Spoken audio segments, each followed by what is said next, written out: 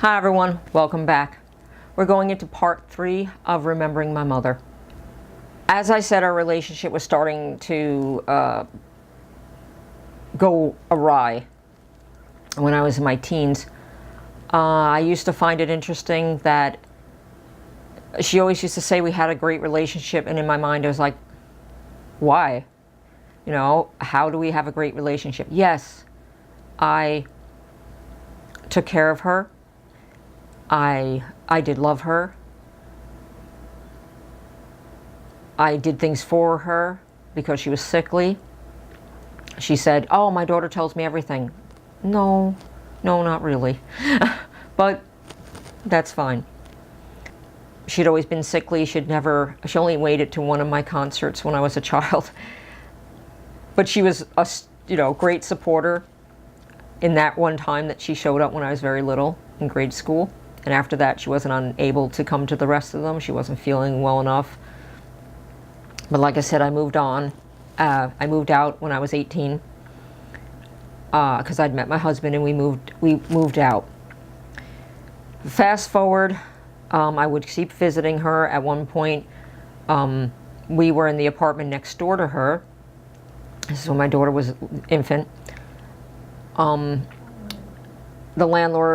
new landlords had bought the building, evicted everybody. I had to sleep on her floor for a couple of months while we found something else. But she was fine. But we did get into how to explain it? We got into a thing. Because I had just gotten so tired of hearing her complaining and complaining and complaining about my husband. I mean, we weren't officially married yet, but, I'd already had a kid. We were, it wasn't like we were going to break up. She always accused him of he's lazy, he's not doing anything, blah, blah, blah, blah, blah. And I finally lost it one day after hearing this for so long. And this was after the time we were living there, so I guess my daughter was still little.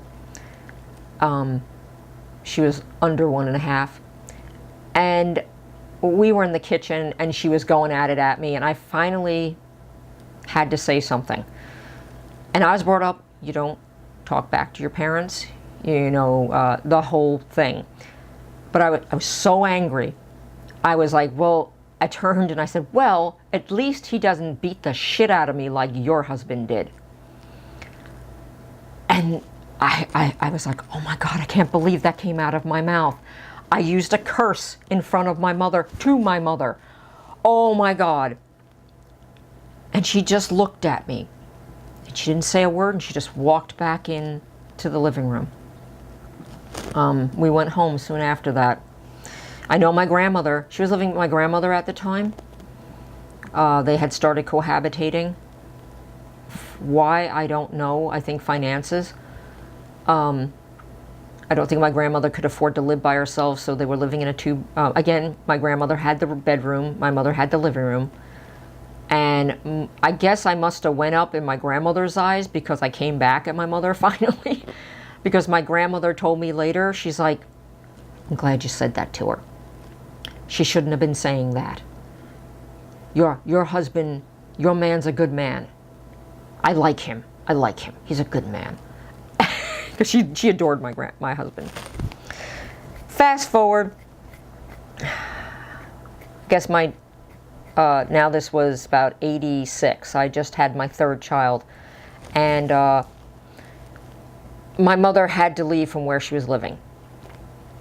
So the two of them moved in with me. So we were in cramped confines. We were in a 2-bedroom, 3-bedroom. I'm sorry, it was a barely 3-bedroom house. It was another cottage, but it had it had been a converted summer house. We moved in there. I was already living there, so now we had to move all the kids into one room. My mother and my grandmother got the smaller room. And we were on what was the porch / we made that into a bedroom, so we would, we could all fit in there. And that began the beginning of arguing between my husband and me. And most of our arguments for some years forward were about my mother, because she was still not didn't like him. It was obvious she didn't like him. She voiced her opinions regarding that. She so that we stayed like that for a little while.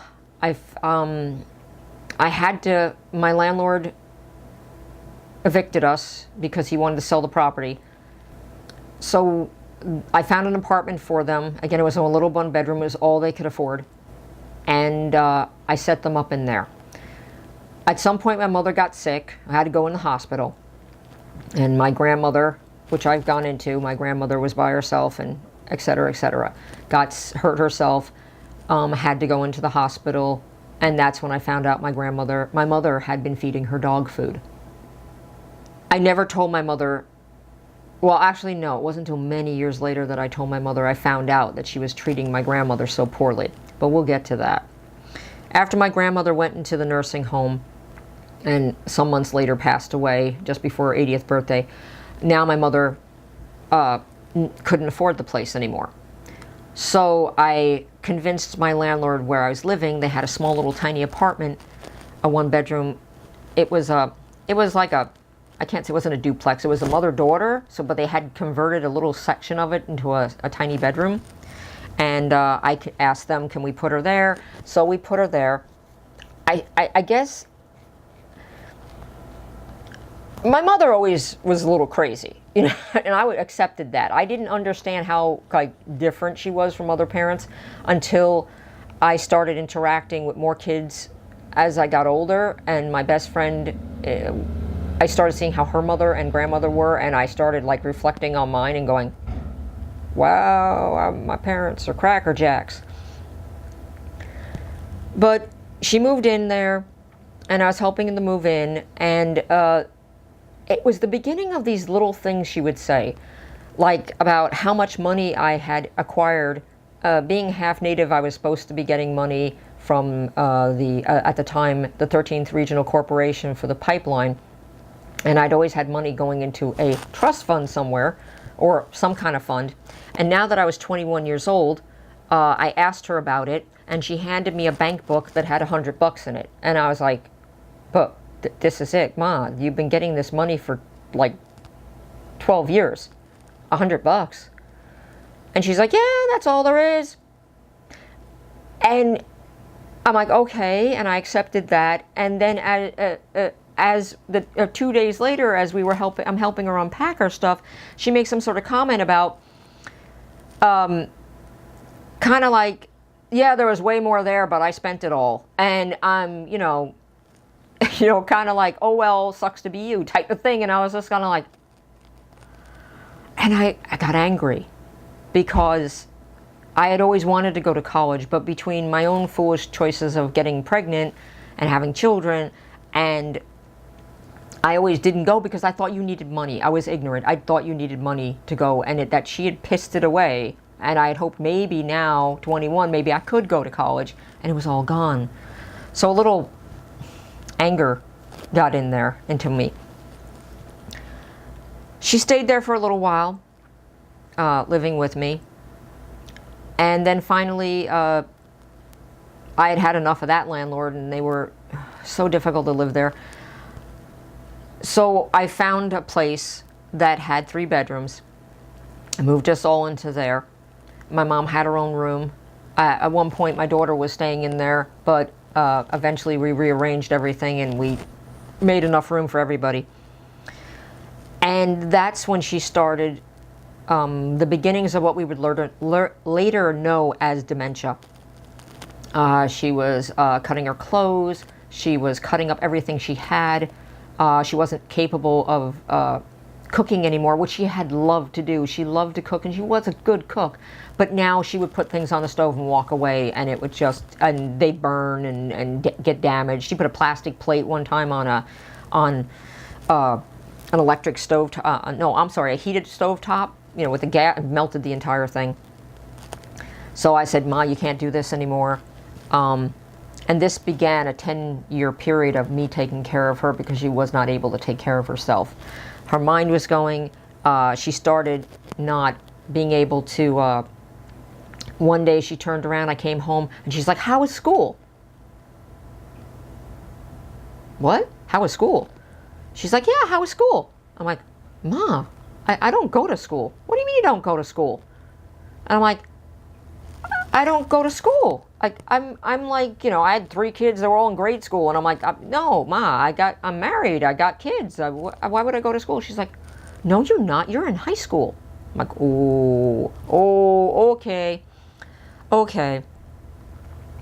And then one day she had another, with dementia, it's little strokes in the brain. She had another little stroke, and she was like, I need to talk to you. Okay. She pulls me into her room. She's like, who is that man? What man? She peeks out of the room. Him there. That man. Pointing to my husband. Ma, that's my husband. What? You have a husband? No. I would remember if you had a husband. Who is this man? I'm like, Ma, don't worry about it. He's a good guy. Don't worry about it. And it was that. And then slowly she'd get some cognizance back. But it just was a slow deterioration down. They didn't diagnose her properly. They just kept looking for her, because this was the 90s and early 2000s. And they're like, she doesn't have Alzheimer's. We tested her. She doesn't have Alzheimer's. I'm like, well, there's something wrong with her, because she's doing all kinds of crazy stuff. So she started wandering towards the end of we were in that house for about 6 or 7 years. She started wandering, and we had to keep an eye on her. She would wander off. So we had another move, because that landlord decided to sell that house. And so we moved to another place. That's when she really started wandering off. I lost her. Didn't lose her, actually. We always were able to find her, thank God. We didn't have to call the police or anything. She was in diapers by this point. You had to keep an eye on her. I had to, at times, put a chair in front of the door, because we couldn't, make sure she didn't wander away. I put her in a daycare to keep her mind occupied, so she wasn't sitting at home just watching the TV and whatever. And so she was in this daycare. She didn't want to go. She suddenly didn't want to be social for the first time in her life. And I'm like, Ma, this is good for you. You get to talk with other people. I don't want to talk to them. Mom, they'll give you things to do. And when I put her in there, the first day they brought her back, they had done a physical on her, and she had medication for dementia. I didn't like what the medication did to her. I mean, it did calm her down a bit, but she got that, they call it the panting dog. I called it the panting dog. It's a really disturbing medication they give you, and they just kind of go, it was so weird. But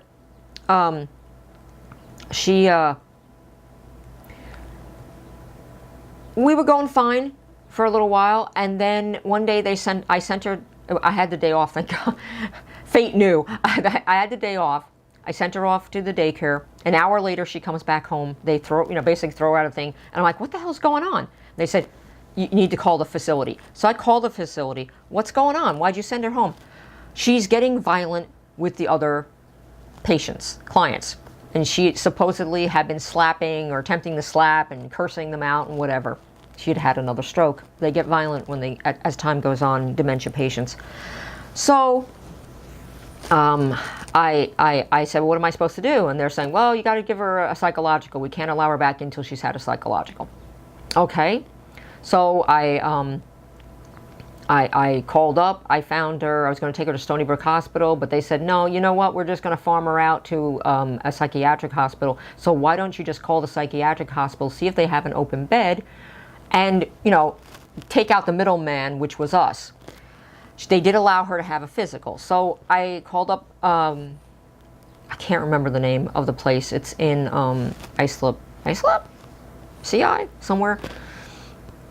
I got a hold of my daughter and my son-in-law at the time. We drove there after he got out of work. So we're there around 6, and we're waiting in the emergency room. And she is just wandering around. She was quite mobile. But she's wandering around, and she's like freaking out the other people in the emergency room. And she's like, oh my God, what's going on with you? Oh my God, you look so terrible. And she's like trying to touch their wounds and stuff. And I'm like, Ma, come back. And I'm pulling her back. And she's just like, la, da, da, da, da. And I finally, at one point, this went on for almost 4 hours. I put her in a room. There was a room off to the side that was empty. It was an exam room, I guess. And I pushed her in there, and I'm holding the door closed, and I'm like, ugh, and the nurse comes up. She's like, "What are you doing?" And I'm like, "She's wandering around, and she's bothering all the patients. I can't you can't contain her like that. That's not right. You can't do that." I said, but she's doing this. And they're like, "No, you can't do that." And I said, fine. I opened up the door. She wandered out, went out and harassed somebody else, and the nurse is like, "Oh my God," and runs after her. I'm like, see, this is what I'm dealing with here. So finally, 4 hours after this, my son-in-law says, "I got to go. I got to be up at work 5 a.m. in the morning. And it's 10 o'clock at night now." And he still had to drive me back home to my house and then go to his house. And I'm like, okay. I went and I said, we got to deal with this. I told them, "I'm going to leave. She's all yours." And they're like, no, we need her, blah, blah, blah. I'm like, "No, you need to take care of her. I cannot take care of her anymore." They said, "Well, we're going to give her a sedative." I'm like, "Okay." And I'm like, "You're going to give her a full dose?" And they're like, "No, we're going to give her a half dose." I'm like, "That's not a good idea." So we get her to lie down in the bed. They give her a half dose. They're going to restrain her. I said, "What kind of restraints are you going to put on her?" And they said, "Oh, these really light little Velcro things." I'm like, "That's not a good idea." And the head nurse is just looking at me, and he's like, "I think I know what I'm doing here." I'm like, "Okay, fine. I don't think that's a good idea." We put the restraints on her. He gives her the shot. She kicks her leg out. She kicks the nurse in the face, knocks her to the ground because the nurse goes flying. And I said, the restraints aren't strong enough. And he was just like, "Oh, God." He gives her another shot. Finally, I convinced them, "You guys got to do this. I got to go. I cannot stay. I have no ride to get home." I'm like, you got to actually take responsibility and take care of her. So they took her. I got a call. They said the evaluation would take 2 weeks. 2 hours later, a week later, actually, I got a phone call. They were going to admit her, and they recommended a nursing home that was just for dementia patients. And I said, "That's fine." And so she went there. She was there for, I think, a few years. I didn't have a car, so I couldn't go see her. Not that it mattered. She didn't remember anybody by that point. She barely remembered who I was. About a year or so into it, they gave me a phone call and said they had found a mass in her lung. "What do you want us to do?" And I said, "Well, just make her comfortable. She's almost 80 years old. Why would we want to operate on her? I don't think she's going to make it." And they said, "Well, you need to come down and see her." So my daughter and I came down to sign the papers. And I said, "Can I see her?" And they said, "Sure. She's in something right now. They're going to bring her out." So we were waiting, and all of a sudden this woman in a wheelchair comes out. My mother was always barefoot, always, her entire life. She had eczema on her feet. She always had those cracked feet and stuff, so her feet were always hot. So this woman is dressed in a wheelchair, and she's all...